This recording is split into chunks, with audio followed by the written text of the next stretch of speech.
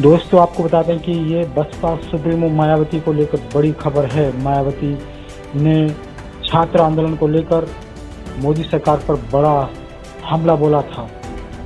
आपको बता दें कि मायावती ने एक्स के माध्यम से मोदी सरकार पर बड़ा हमला बोला है। अब बसपा सुप्रीमो एक्शन मोड में आ चुकी हैं।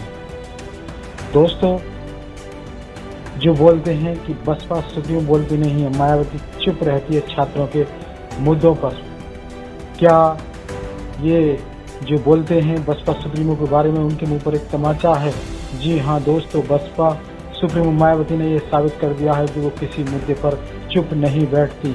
छात्रों के आंदोलन पर Bahujan Samaj party supremo BJP पर जमकर बरसी हैं।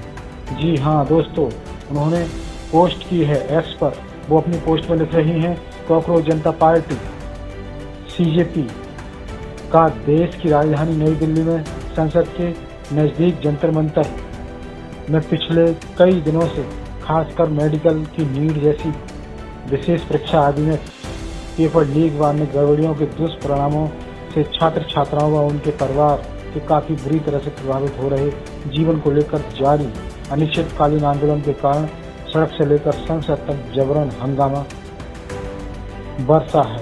और अब इसका राजनीतिकरण करने से यह मुद्दा सरकार के साथ सीधे टकराव का हो गया है।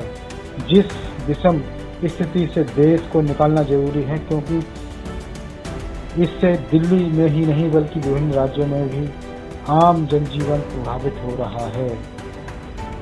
वैसे चाहे पूरे देश में अयोध्या श्री राम मंदिर में चढ़ावा चोरी गबन आदि का गर्म मामला हो, या फिर ऑल इंडिया व राज्यों की परीक्षाओं आदि में पेपर लीक का मुद्दा हो, या सभी मूलतः भ्रष्टाचार के हर स्तर पर पनपने का ही परिणाम हो, उसके साथ ही यह संवैधानिक नैतिकता कॉन्स्टिट्यूशनल मोरलिटी से भी जुड़ा मामला है, जिसके अभाव में यह देश को दीमक की तरह खाता चला रहा है।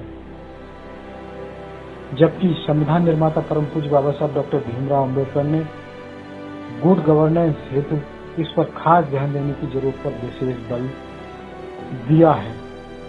संक्षेप में मेरा यही कहना है कि देश व जनहित से जुड़े वर्तमान विकट हालात के सौहार्दपूर्ण समाधान हेतु सरकार तथा माननीय कोर्ट जैसी संवैधानिक संस्थाओं को अपनी भूमिका निभाने की पहल करनी चाहिए, तो यह बेहतर होगा। साथ ही सीजेपी व्यापक हो रहे आंदोलन का अब विभिन्न राजनीतिक पार्टियों द्वारा अपने अपने संकीर्ण स्वार्थ में राजनीतिकरण करके सड़क से लेकर संसद तक में टकराव व हिंसा किया जाना घोर अनुचित। सरकार व आंदोलन दोनों मिलकर इसका शांति व सौहार्दपूर्ण समाधान जितना जल्द निकालना उतना ही उचित होगा।